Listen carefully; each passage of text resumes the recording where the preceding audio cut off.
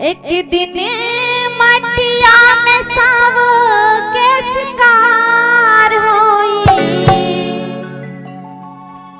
जब पिंजरा से सुगना फरार होई, जब पिंजरा से सुगना फरार होई।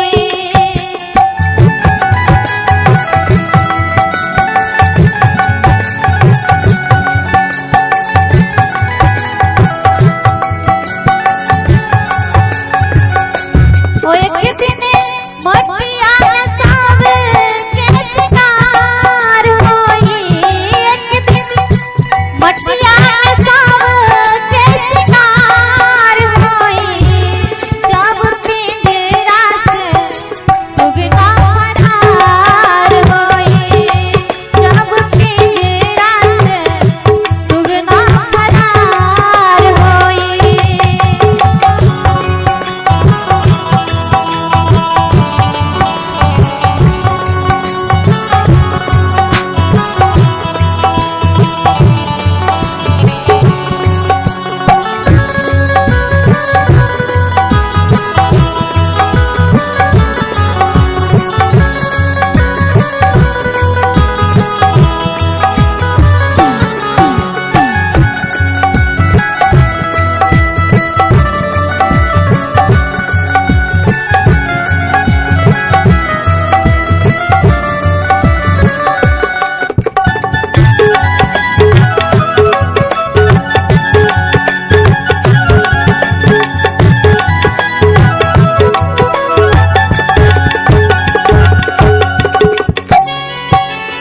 और बाबूजी, जब परमात्मा रूपी पिया के घर से बुलावा आएगा तो उस समय कोई भी रोक नहीं पाएगा, और उस समय इस संसार को छोड़कर जाना पड़ेगा। चाहे बेटा हो, बहू हो, पति हो, पत्नी हो, नाती हो, पोता हो, सबका मोह माया त्याग कर इस संसार से जाना पड़ेगा, क्योंकि परमात्मा का ऐसा ही बुलावा होता है जो कोई टाल नहीं सकता है। इसलिए कहते हैं नाते रिश्तेदार कोई काम नहीं आएंगे,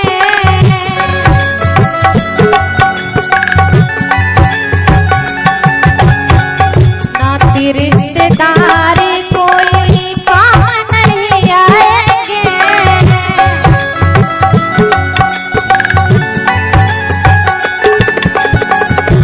गाँव के लोग सब खड़े रह जाएंगे,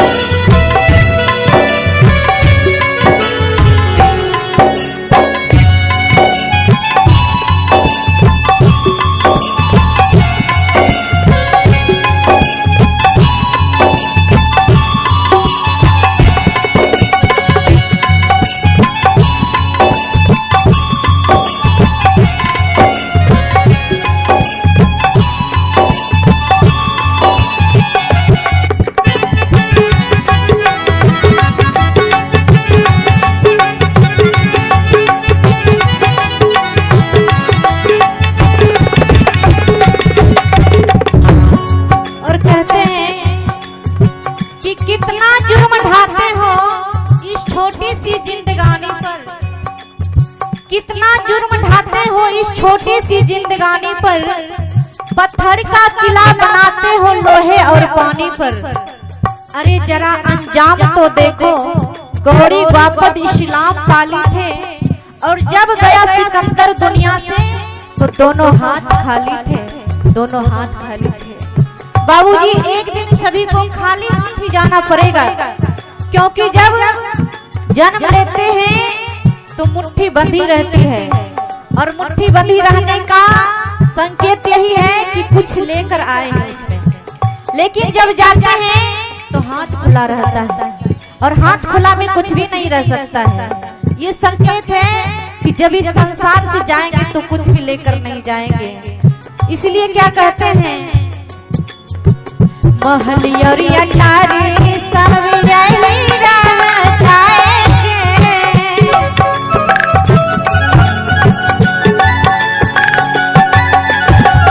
महली और अटारी सब यही रह जाएंगे।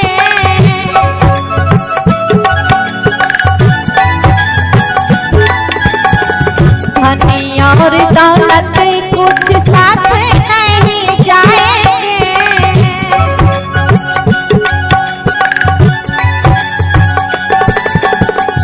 धनी और